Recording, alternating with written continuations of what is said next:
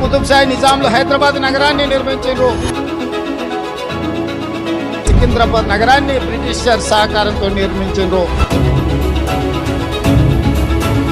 Cyberabad city Chandrababu Naidu Rajasekhara Reddy గారు నిర్మించారు.